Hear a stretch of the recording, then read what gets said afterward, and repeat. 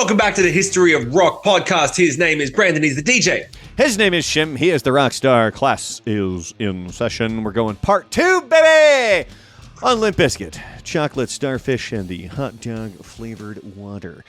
I do have to say that the upcoming episodes as well are going to be a ridiculous amount of fun to record. Hopefully people have just as much fun listening and or watching the episodes, because we're going to get into Ozfest. And we'll cover Ozfest. So Ozfest started as like the flip of what Lollapalooza was. Lollapalooza started as the tour and then ended up becoming a weekend thing. Ozfest started as a weekend thing and then it flipped into a major tour. There was an unreleased documentary. I think the official name was We Sold Our Soul for Rock and Roll. It was about the 99 Ozfest. You had Static X was on there. Godsmack was on there. Just major acts now, but at that time, these were not known bands, really. And this documentary's great. I'm only like halfway through it. And what takes so much time is I'll watch the documentary, and then I got to type out what I watched. And then I got to watch more, and then I got to type out, and then I got to go back, and I got to type out some more, and I got to... So, like, that's what's been so consuming with this Ozfest stuff. But I'm telling you, it's going to be a ton of fun. But for this episode, we're talking Limp Bizkit, Chocolate Starfish, and Hot Dog Flavored Water. The album released October 17th of the year 2000. When I do that, and does that even mean anything to you? 2000, when you go 2000. No. I don't know what that is. It was a Conan O'Brien bit that he used to do. That definitely didn't make it here. It was a bit that he would do leading up to the year 2000, where they would make these really silly and stupid predictions that were hilarious, and it would always just go, in the year 2000, and then he would read something that would come in there. And then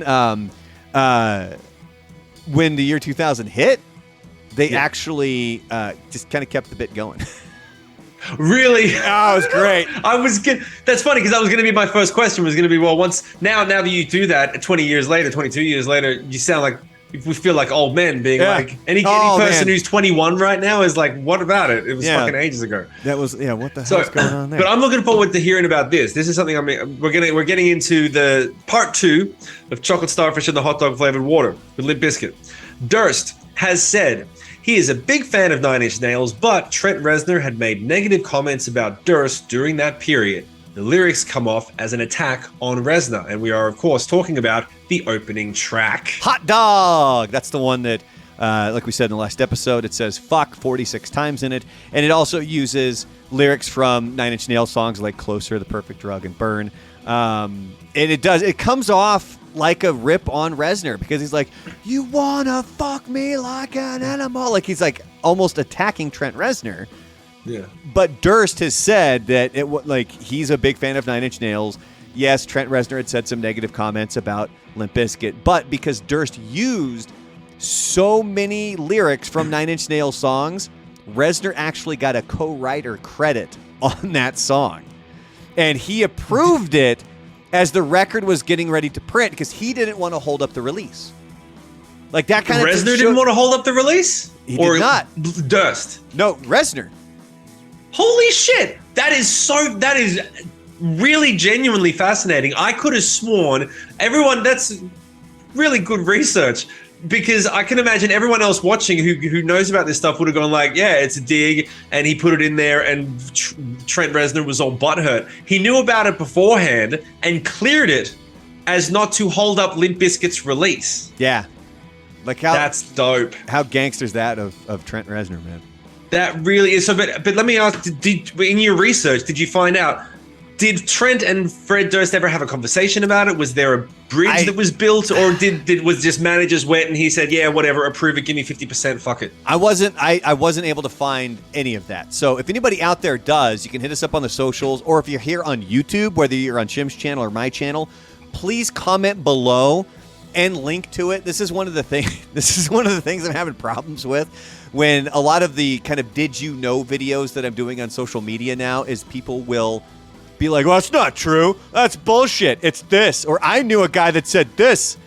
Look, if I'm wrong, I'm wrong. I have no problems being wrong. I do research these, but that doesn't mean I'm infallible. Like, I can still make a mistake. And if I do, you can call me out.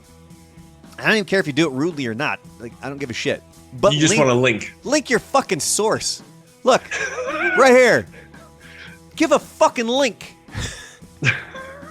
Because that's the one thing that people keep doing. Like, there was one with one of the most recent ones was about Nickelback and kind of the origins and how Mike Kruger worked at Starbucks. Every version of the story I always heard was that he worked at Starbucks and he would say, "Here's your Nickelback," and that's how the band got their name. And there's been a lot of people who are like, "Well, there was no Starbucks in their hometown, so he didn't work at a Starbucks." And I'm like, okay. I've looked up at least a dozen sources that have said that it was a Starbucks.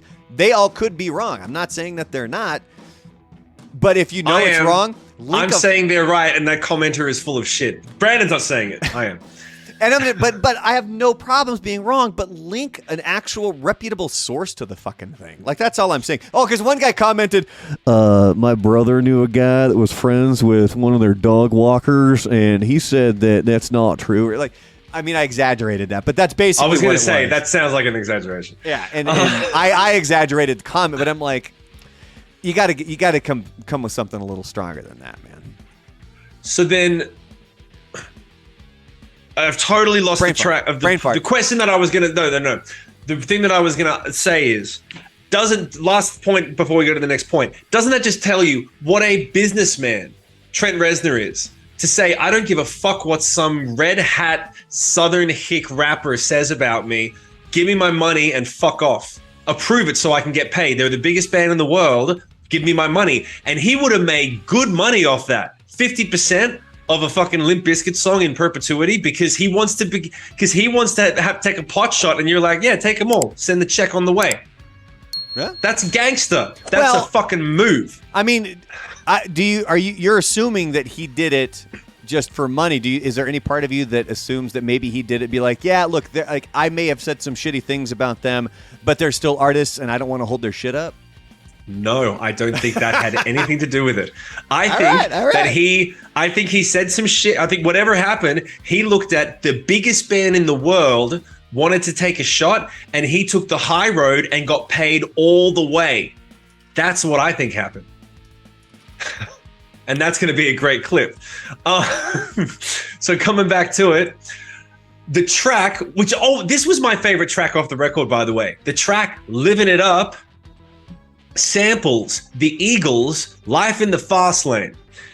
Now, you got something here. Am I supposed to say this? No, this is for me. So I saw an interview with Wes Borland, and the interview was from, I believe, around 2008, 2009, and they were talking about how they sampled the Eagles, and this is the first time anyone had sampled the Eagles. I'm not sure if there was something more to that story, or if there was maybe something specific that he was referencing that made it different, but it was not. This is not the first time, and it's not the only time anybody has sampled the Eagles. There's been tons of songs that have sampled the Eagles.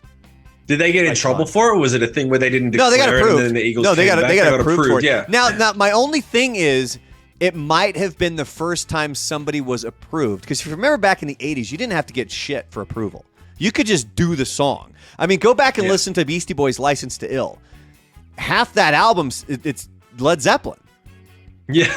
I mean, it is. And you know, they didn't have to go to Robert Plant or Jimmy Page or anybody from Led Zeppelin to get the approval. You could just put it on the album. And then that changed later on down the road, right? Yeah. Mr. I did a version of In Vogue. I didn't do a version of In Vogue. Was it In Vogue? Destiny's Child. That's it. Destiny's Child. Yeah. For anyone because you guys weren't allowed to release that, right? No, it was one of the 17 writers on the Destiny's Child song "Say My Name" was a devout Christian evangelist, and said that because we said "Say My Name, bitch" before the drop, that it went against the original sensibilities of the song, and he would not approve it. That was in writing, and so we were sent a letter that said, "You are not allowed to release this, and you must burn and destroy all copies of the master, because if it even gets leaked," which of course it eventually did. I don't know by who. There'd be backlash. So we sent a picture of ourselves setting fire to a CD and sent it to him. But no, it's like, okay, stupid. so you're one of the 17 writers. Which part did you come up with? The say, the my, or the name part? Yeah, exactly. Say my name, say my name. Yeah, I remember even everyone in Australia, because it was in the papers and stuff when it happened, because we released it anyway. We were like, the song's banned. Here, check it out. It was great for advertising. But we put it out and we were like, no one in Australia could believe that those songs had 17 writers, because they didn't put credits on albums for the other people at the time. Usually you had to dig deep to find shit like that. It was not online like it is now. No one could believe 17. We were like, well, we figured it was like 5. The girls in the band, a couple of producers, a writer. No, 17. Like, god damn, everyone's getting paid except the fucking artist. Anyway, this is yours. I got a point about this. Go ahead.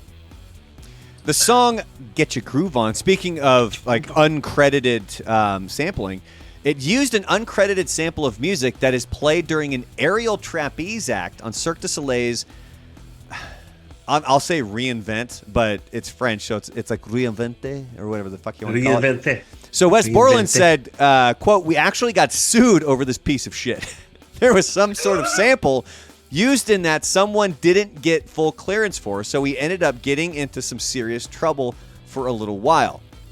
And then while the track made it, when the track finally made it to streaming services, because that was on the main album, and I remember this was something that always confused the hell out of me, because when you go stream the song now, Get Your Groove On, it's the remix version from their album New Old Songs, where they just basically took their hits and a lot of their songs, and then they're remix versions of it, and that's the version of Get Your Groove On that's on streaming services. So that means that if you have the album, you can hear the original version. Yeah.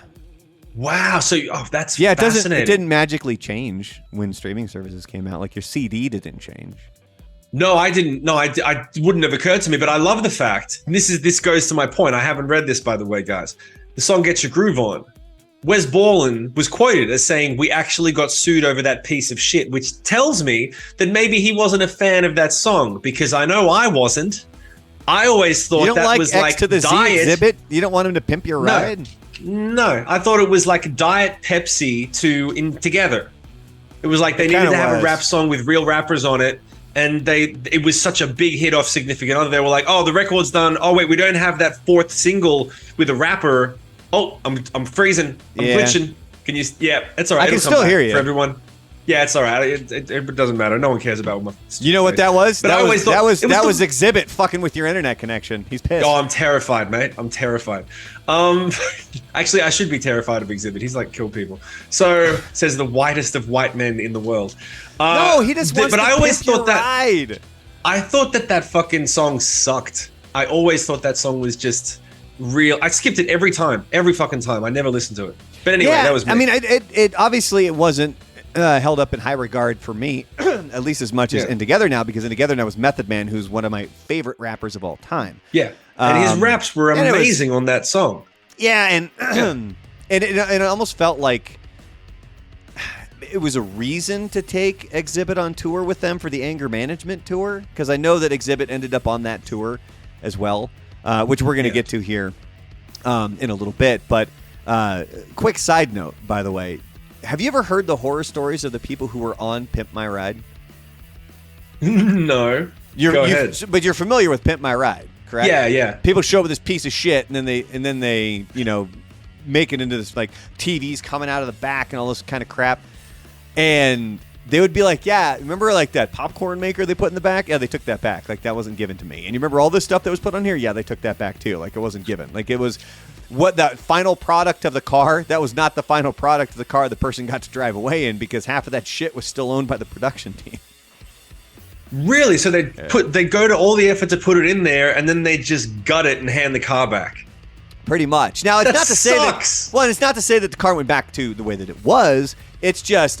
I've read multiple horror stories from people that were on that show that were like, "Yeah, it's not exactly how it comes out." See, it's like it's weird when you look into reality shows. Like, have you ever watched any of those shows where people go to, like, let's say Chip and Joanna Gaines, and they're like, "We're going to go look at 3 different houses. You're going to give us like options of what we can do with each house, and then we're going to pick one, and that's the one you guys are going to make all fancy for us," like something like that.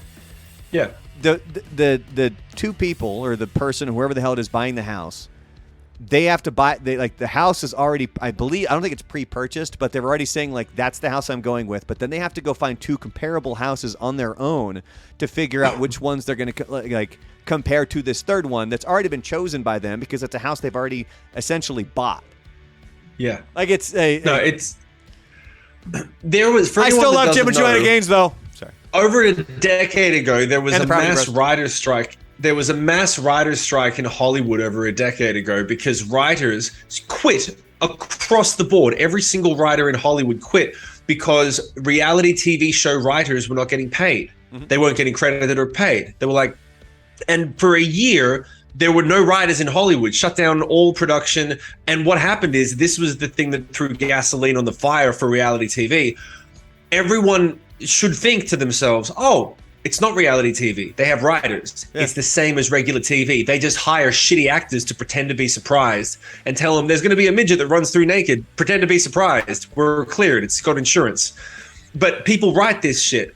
And because they striked, the people who produce the shows as a fuck you said, well, we don't need you anyway. It's reality. We could do anything and it'll still sell on TV.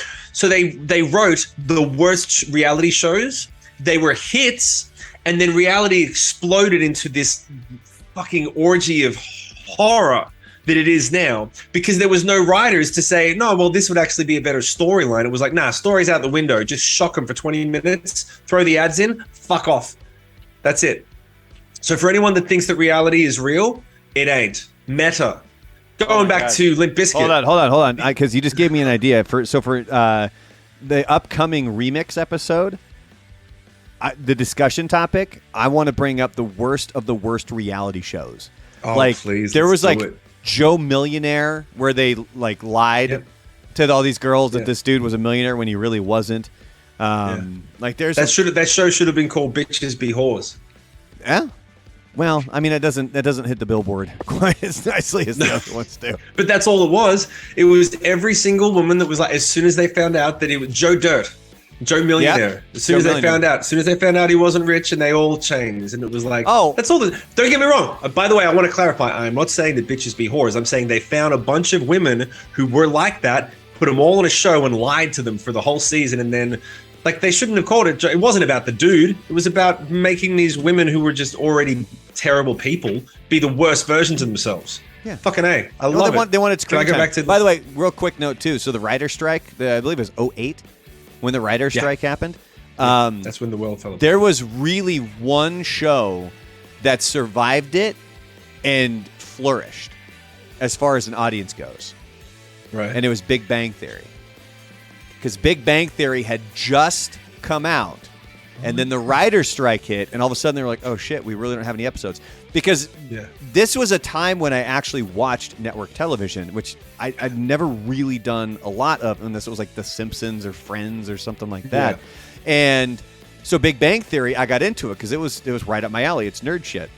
And there was another show called Life that starred Damian Lewis, which I loved. That one, they tried so hard to get it to survive post writer strike, and they just couldn't get it going. But yeah, Big Bang Theory. So who was writing the Big Bang Theory? Well, Big Bang Theory came from Chuck Lorre. He was the guy behind 2.5 Men and a lot of like other just massively successful shows.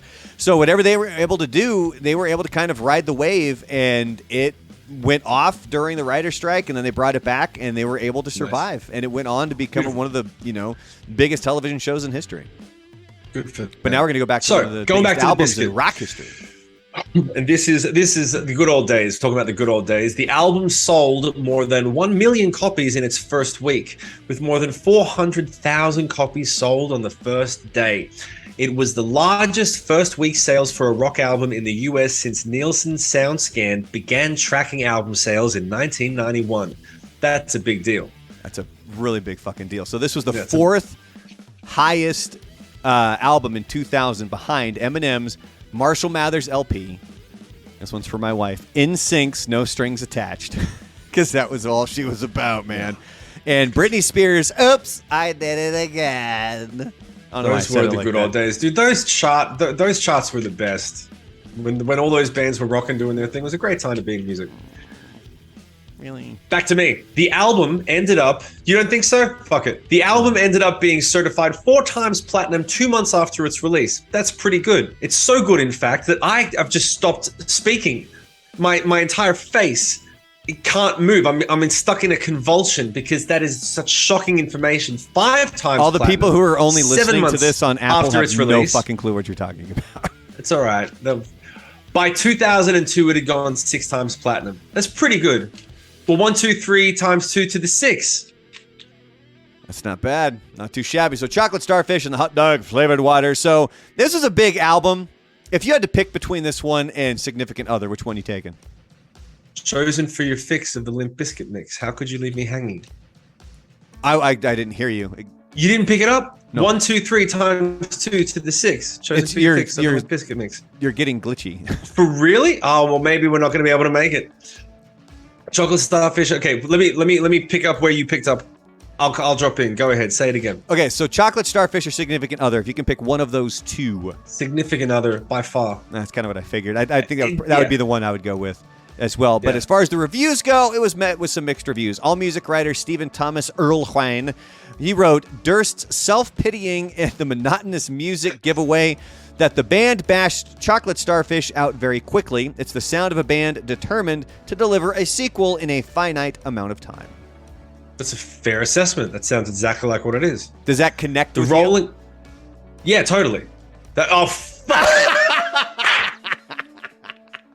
The only difference between that is that we took too long to release that fucking record.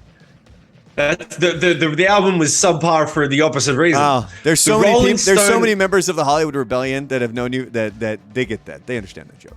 Yeah. The Rolling Stone album guide awarded the album 3 out of 5 stars, whereas the magazine itself gave the album a 3.5 out of 5. So it's not terrible, but I mean, it's still. I mean, there's great songs on this album. Don't get me wrong. Like I'll listen to Rollin' and My Generation and stuff like that, but just front to back, Significant Other was so good. Now, but you can hear in his lyrics when he said 1, 2, 3 times 2 to the 6, like all of Rollin'. All of the lyrics for Rollin' are literally just like, Fred, you got to say something. You got to say something. It's a verse. Can you just say something? And he's like, 1, 2, 3 times 2 to the 6. What rhymes with 6? Mix.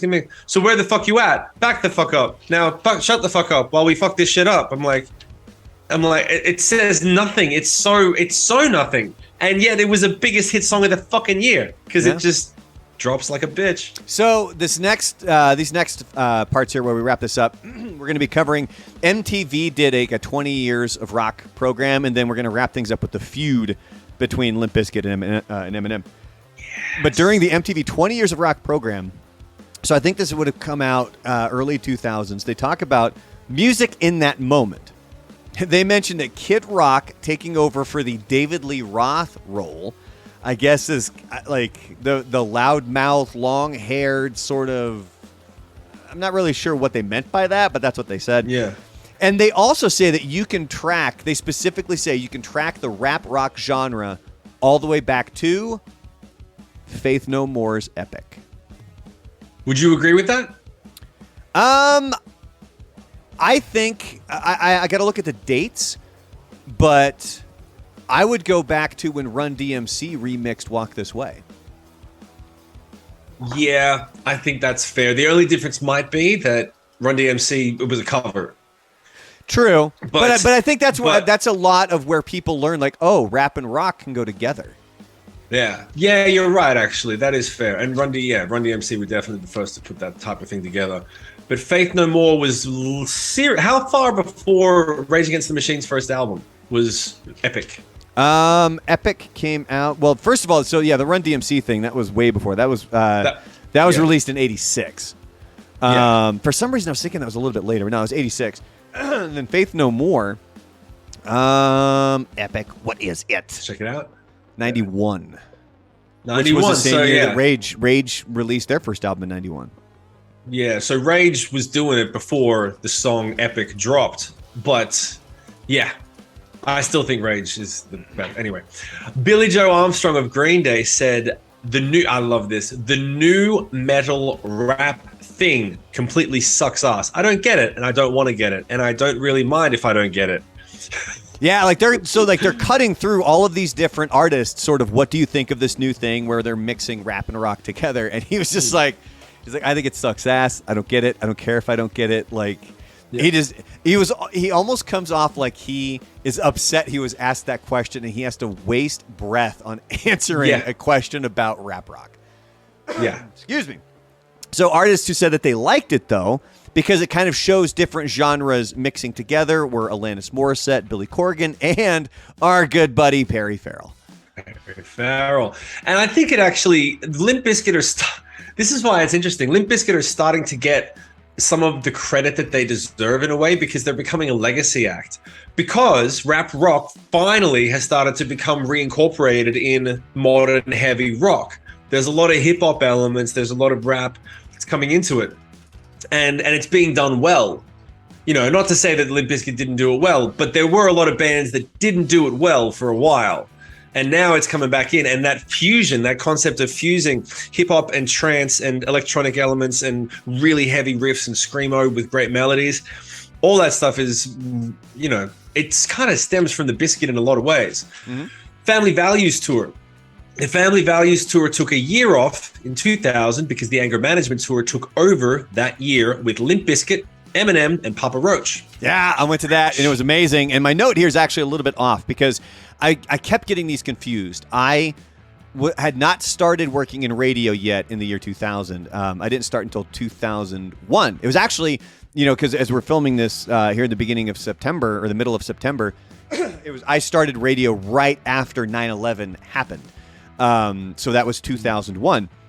And so in the year 2000, I remember I went to that show. It was awesome. It was an amazing concert. And then in 2002, when it came back, I believe it was Eminem. It was Eminem, Papa Roach, Ludacris, Exhibit. There's your Get Your Groove On. The Executioners and Bionic Jive. They were the ones that came into town. And this is when I was working at the radio station. And I remember we did this thing where we were... I interned for KNRK, which was an alternative rock station. There was like a hip-hop station in town called Jammin' 95.5, and then there was another more album rock station called KUFO, that one that Al Scott worked for that did the whole Limp Bizkit counterfeit thing. So I remember, though, we were up on stage out at the venue, and normally like one radio station kind of takes over. But our afternoon drive team, which was Marconi, who I was interning with, they were up with the morning show from the hip-hop station, the Playhouse, which blew my mind because these were like two of the shows that were one of the reasons I got into radio at that time. And then we saw the Executioners up there who were DJs, and watching those guys spin, again, blew my mind. It was just freaking amazing watching these guys. But the thing that stands out the most of this tour is as I'm walking around hauling stuff back to the stage, back to the car, and all this other stuff, was the protesters. The people who were protesting Eminem because of his lyrics. And how upset they were about his lyrics. And somebody filmed me somewhere. I don't even remember what I said, but they were like, "What do you think of Eminem's lyrics?" And I was like, "They're pretty good. I like them." And they're like, "Well, what do you think about these lyrics?" And I'm like, "Yeah, I enjoyed them. I'm not going to follow through on any of the things he says because I'm a smart human being and I don't need things dumbed down for me. But thanks." Yeah. And they were just, and it was like this group of these like fucking psychopath hippies, and they're like, "What?" And it's like, dude, go fuck yourself. Like, get out of here. No, dude, I wish that I had the foresight and money to hire people like that to pick it outside my shows, because it's the best publicity you could ever ask for. It's the best publicity. The reason he got as big as he was a genius, is a genius, but he got infamous because of all the protesters. They helped him immensely. He thanked them, and he should. There was a rumor. They're very valuable. There was a rumor that, God, excuse me, I apologize. There was a rumor that his first album was going to be pulled from music shelves. I don't know how that rumor got started, but I can tell you that definitely helped people gobble it up, because I knew a lot of people who were like, they're gonna pull this thing from the music stores. I got to go get it now. And so people made a beeline to the music stores to pick up that CD because they weren't sure if they're going to be able to get it. But yeah, it's just, I just remember, I still remember where I was at the Rose Garden in Portland, Oregon, walking back and forth, and these people just fucking hounding me because I'm working with the radio station. And I was like, dude, get a fucking life. Like, It's so good. just go the fuck away, man. So we're going to wrap up now because this is a perfect tie-in for the beef between Eminem and Limp Bizkit. Because prior to this, we had discussed the song that they did together that never made it on the album. And the feud all kind of wraps around Everlast, who was the lead singer of House of Pain. They broke up. He ended up, doing his own thing, which I love Everlast. I'll listen to his stuff His as well. stuff is great. Yeah. So it all started there, and there was a beef between Eminem and Everlast. So DJ Lethal, who was in House of Pain with Everlast, they had a falling out, and when Eminem and Everlast were kind of trading diss tracks, Durst and Lethal, they were originally willing to be on Eminem's song. They were like, yeah, hey, we'll come be on the song. And they even told him, like, you write the lyrics and we'll do it. Like, essentially, Fred Durst was going to have Eminem write him lyrics, and then he was going to rap them on the song. And then they backed out at the last minute. And it was all of a sudden, Fred called him up. He's like, hey, I've got a toothache and Lethal's busy.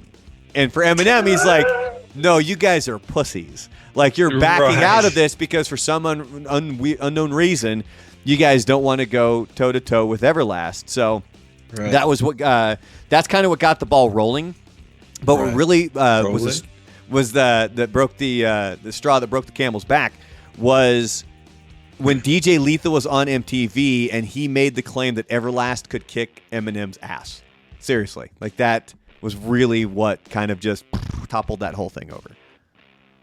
That's just... But I mean, here's the thing. Does anyone know why they canceled? Was there a moment where, like, Everlast and them... I haven't really been able to find anything, but again, if people watching this, if you have information that we aren't providing or that maybe I haven't been able to find and you do have an actual source, comment and link below and let us know, because I would love to put that information out there. So I haven't been able to find exactly what it was, but what Eminem claims is Fred was like, I've got a toothache and DJ Lethal's busy. Right. DJ's busy. Oh, little DJ Lethal. And again, that's how we got to wrap this up. This is how we got to wrap this episode up, is if you can, go listen to the outro track of Chocolate Starfish and the Hot Dog Flavored Water, because it is ridiculously funny with Ben Stiller. He's like, I think that's a message you really want out there. Is, cutting your ass raw. I just want to put it on record. For everyone who's watching that doesn't know exactly what we mean, because we forget that, you people are... Anyway, you go to the last song and then drag the meter thing across on your phone past the silence towards the end of the track, because it's like a 10-minute track even though the song is only 3. That's called a secret track. So then you don't skip, you have to let the song play out or drag I don't think across. There's silence on that one. No, there is. I since the last time we spoke about it, I looked it up. Yeah, on Spotify, you have to drag across silence the silence. because what I remember is it's the beat, the DJ Lethal beat that keeps going, then you're Ben Stiller absolutely just right. in. I'm thinking about. There's more afterwards though. They wind it down, and then there's silence, and then I'm thinking of the other one. Yeah, so there's 2 secret tracks on that. Go and listen to all of them. The Ben Stiller part pops in while that Lethal beat is still going on. You're right. How does he start it again? How does he start it again? Oh, fuck. He says, fuck Limp Bizkit, I think. Yeah, he goes, fuck Limp Bizkit, man. And that's when Fred's like, so you don't like us? And he's like, no, I'm limping with the biscuit. I'm totally limping with the biscuit. I'm totally down with the biscuit. Yeah, no, my favorite is when he's like, no, I just love your fucking message, man. Like, fuck you, man. Shut the fuck up. Shut the fuck up, big bad rock star. Yeah, big bad rock star. Ooh. All right, well, that's going to do it for this episode. We got an encore coming up, so let's just jump right to it. Let's wrap this up. Right to it. No, this is where you wrap it up.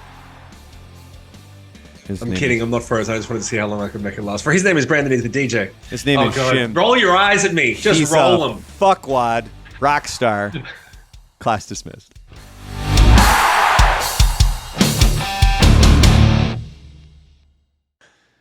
And now we're in the encore. And now we are into the encore. And I have something that I wanted to talk about in the encore too. There was so obviously we've been talking a lot about our social medias, here on these episodes, the remixes and stuff like that.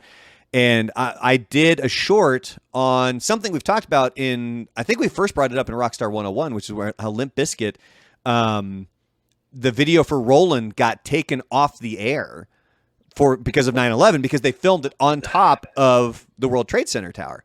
Yeah. So, So wait, can I ask a question? The video for Limp Bizkit's Rollin' was taken off the air because it was filmed on top of the World Towers. Yeah.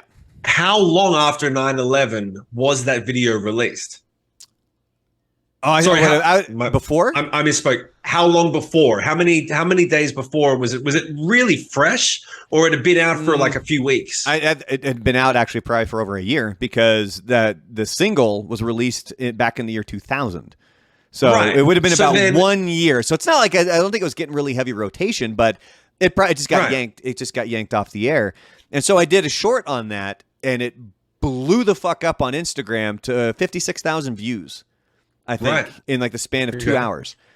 So I dropped that Sunday, September 11th of this year. And then that Monday morning when I woke up, I get one notification that somebody has tagged me in one of their reels. And as I'm watching it, I'm like, this person just used my audio. And so it's me reading it's the, did you know that Limp Bizkit's Rollin' was taken off MTV because of all they did was take the audio. And then they put the video for Rollin', and then they put the lyrics, or they put text with what I was saying that they got from TikTok. And I saw it, and I'm like, okay, so first of all, that's kind of cool. Because somebody's using my shit.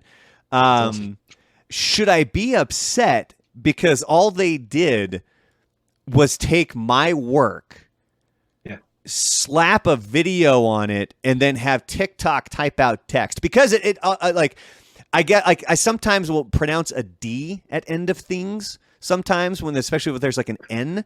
And it's just, Right. I wouldn't call it a speech impediment, but it's something that happens, or like a G sometimes as well. Right. So that, instead of it saying Rollin' in the text, it said Roland. The video for Roland.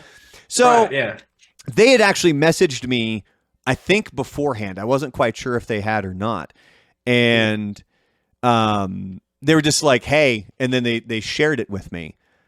And then I was also like, so should they have asked for permission first? And the more I thought about it, and I was like, who fucking cares?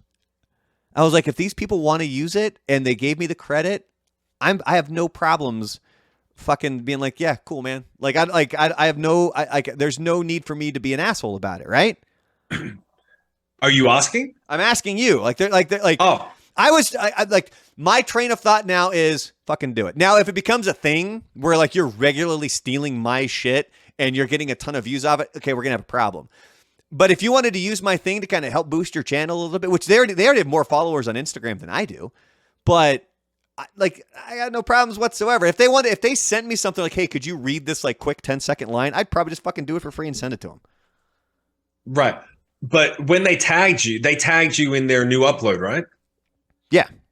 So people knew that it was from you, that you were connected to it. So they didn't plagiarize it completely. They said, hey, we like this guy. We did his thing. We've done another version of it. Here's his site. I mean, it was so basically, the way that they tagged it, I'm trying to find it here. So they just said, a little edit I threw together the other day. It's like, bitch, I spent 2.5 hours on my fucking video. Yeah. And it was like, I didn't want to post it yesterday, but today I'm back with my bullshit. And then at the bottom, he says, thank you to the real Brandalorian for this awesome bit of history and the awesome narration. I'm like, so you gave me the credit right there. You even sent me a message about it. Well, wait a minute. So and did he put the link in? He actually put like your at the real Brandalorian. So you're stoked. Yeah. Yeah. So how much time did you spend thinking about this? Almost like not a lot. But I think that's what I've been thinking about more periodically throughout the day, is like, should I have given more thought to it? Because my immediate thought was, cool. Like, I got no problems that those guys did that. Like, I got no issues. But then later on in the day, because like today, as we're filming this episode, it's been a fucking hellacious day where I've been at it for 14 straight hours now. Like just planning videos and content and doing all of these other things. And it's like, should I have cared more? And my brain keeps going back to, no, it's a fucking 30-second clip about Limp Bizkit. Yeah. No, I actually dealt with this at the beginning when and I'll tell you the reason that it's awesome. I'll tell you the reason, I'll explain it. And the first thing is, it's awesome not just because, hey, that's nice. It's awesome because you are starting to create things that people consider to be relevant. They would not have done that if they didn't consider it to be relevant. And relevant is very cool, because that's what you ultimately want. When you don't want to create things that are irrelevant, you want to create things that are relevant. And then you want them to be good and to be successful and all the other stuff. But there's a difference.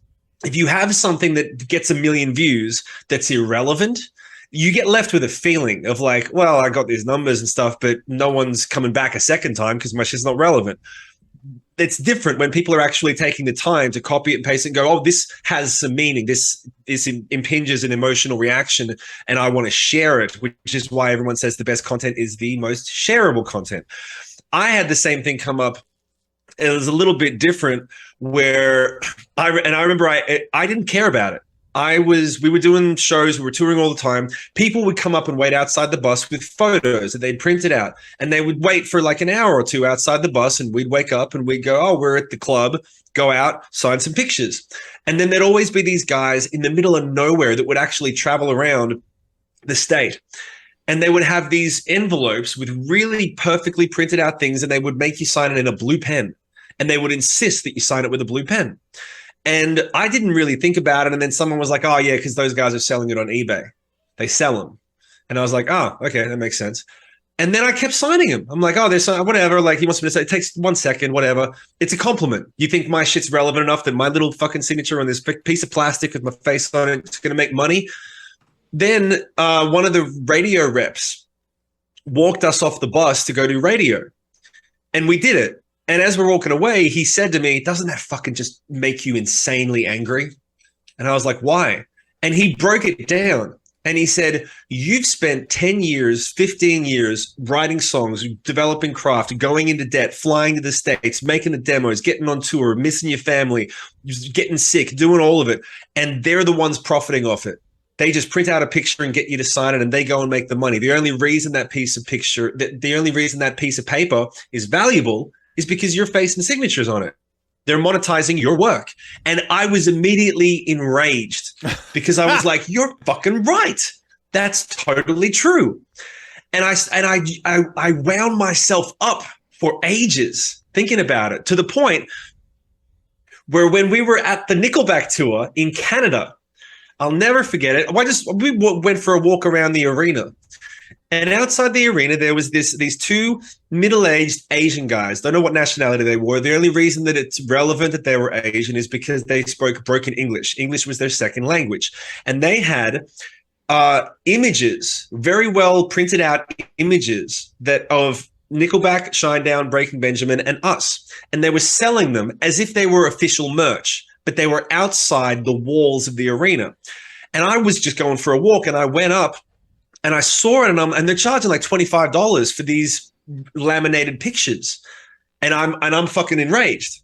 So I look at him and I'm like, nice picture, really nice. He said, yes, very nice, very nice. You like 25? And I said, no. And I pointed at my face and I went, nice picture. I pointed at my face and then pointed at my head. I'm like, nice picture, huh?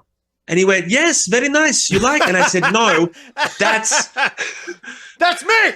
And I pointed, I said, that's me. And he said, yes, you have 25. And I said, no, that's my face. It took me ages to finally go, you aren't allowed to do this. And I was trying to communicate to go, here's why I'm upset. And look at what and I picked it up and pointed, and I was like, that's me. This is my I had to spell it out for this guy. Did you ever hold the picture up like this? Yeah, I had to hold it up and go like this. I said, that's my band. I'm playing in there. You're not allowed to do this. This is my money, my face, my work. And he went, yes, very good. $15. Well, hey, you got the lead singer discount, man. No, what I actually did was get him shut down. I actually got them to pack up. I didn't call security. I just literally, I was a dick. I was a dick, hand to God. I said to everyone walking past, I was like, yo, these guys aren't official, man. If you like our bands, go and buy a t-shirt. Don't give these guys your money. And they were like, oh, no, it's okay. And then eventually they got embarrassed, packed up and left. And I felt proud of myself And after a while, I realized they're going to be back the next day doing it. This is their hustle. This is what they do. Yeah. It doesn't matter. It doesn't matter whose face is on that piece of plastic or paper. They're just trying to make their living. It's never going to stop. And I realized I got myself worked up. I had this big rush of adrenaline and then a drop in fucking like anxiety of like, oh, I wonder what's going to happen next. And it was all me. And I realized I just got to let all of this shit go because they're going to do it anyway. If that kid had copied your video and not given you credit, there's nothing you can do. Doesn't matter. Well, so you may as well take it as a compliment. Well, yeah, and even then, like they sent it to me, they messaged me, they that's all nice. Tagged me, which was you know, I like, and it's coincidentally enough, I'll give them a plug right here on the podcast. So it's Fire for Effect Candle Company. You can find them on Instagram. It's FFE_candle_co. It's like CO. Okay. So go give them a follow, man. I mean, I got no problem sharing the love. If they want to use my stuff, it's fine. Just don't overdo it because I do put a ridiculous amount, like Shim can attest to this. I'd put a ridiculous amount of time and effort into the shit that I'm doing. And that's why they're working, because they're fucking good. And I mean, I'm also a firm believer that being nice goes a lot further than being an asshole. I learned that the hard way. There's a lot of, well, these are vastly different scenarios. These guys aren't taking money out of my pocket. Those people were. They were taking money out of your pocket because they were selling merch that was unlicensed merchandise, and that's a major problem. Yeah. This was just somebody who liked something that I did, and they used my voice, which for some reason I got a continual frog in my throat through this whole episode. And I got no problems. You know, it's like they, like I said, they have more followers on Instagram than I do. So really, what am I doing for them other than the fact that they're doing more for me essentially at that point? But really quick here before we wrap up this episode, it brought me back to when you were talking about the whole signature thing and how those guys would just do that. And something I always thought that would be cool, but also could be considered a dick move, is if I were to make it famous, I don't sign anything. Like, you don't sign something because, you know, I would, and this is how weird my brain works. You would watch Pawn Stars and they were like, yeah, this one's not worth that much because this guy signed 1 million fucking things and everybody's got this guy's autograph. Or it's like, there's almost no official copies of this guy's autograph. So it's worth a shit ton of money. So it's like, well, so if I don't sign anything and I do make it famous, then I shouldn't sign stuff. Which immediately took me to a story with Morgan Freeman. I don't know if it's a rule of his or if it was just that night, but when we were about 19 years old, we're all hanging out downtown Portland, and all of a sudden I hear one of my friends go, "Holy shit, it's Morgan Freeman!" Who I believe at that time had a house in Portland, I think. And everybody kind of like, what? And so, sure as shit, there's Morgan Freeman just walking down the sidewalk. So one of our friends is like, give me a pen, give me a fucking pen. And so everybody had their cars parked right out there on Broadway because we were those assholes. And so people are like digging through their glove box looking for pens and stuff. So he goes up there, you know, with like oh, my notepad, like, here's the pen. And they ask him to sign it. And he just looks at them. I'm not even going to try to do a Morgan Freeman voice with how I would try, and it would be funny because it's shitty, but my voice is going out. And he just looked at him and he goes, because the kid asked him if he would sign the piece of paper. And Morgan Freeman says, "No, but you can shake my hand." And the kid came back fucking pissed. He's like, "That motherfucker wouldn't sign. He just said I could sit there and shake his hand." And I was like, "Did you shake his hand? I would have." And he's like, "Yeah." And I'm like, "That's Morgan Freeman. Like, you go shake his hand, man." He didn't shake his hand. He just walked off pissed. No, he did. He did. He said that he did shake his hand. Except it was kind of like okay, cool. Hey, thanks. It's like, it's fucking Morgan Freeman, man. That dude could have been like, "You can kiss my hand." I'd be like, fucking cool. Done. It's Morgan Freeman. Man. Nah, that goes well. I like that. I like it. So that is so Morgan Freeman to say that, isn't it? Yeah. To say, "No, son, but you can shake my hand," or however he fucking talks. But like, with my friend Andy, I told him he could shake my hand. But like, yeah, and it is fair enough. It'd be like, you don't sign autographs because you value your autograph and your signature and all that sort of stuff. It'd be like, yo, how about we have a human interaction for a second? Morgan Freeman's time is valuable. Yeah. For him to say, yeah, you could, and all, yeah, like, and it kind of, yeah, I love Morgan Freeman. One of my goals is to write an opening sort of poem thing for an album and have Morgan Freeman say it and have him open one of my albums. Wouldn't that be cool? You know what's going to end up happening, right? What? You're going to get one of those guys that does a like Frank Caliendo that does a Morgan Freeman impression. That's what you're going to get. That's a good idea. That's a good idea. And then I'll get everyone else in Hollywood to do a version of it as Christopher Walken. You know. Yeah, who could you get for that? Jay Moore, I know, does a really good all of them. Everyone does it. Yeah, but he does a really good one. All right. Well, let's wrap this up. Let's wrap it up. Call it good, and we'll just do this and say goodbye, everybody. Bye, everyone. All right. Bye.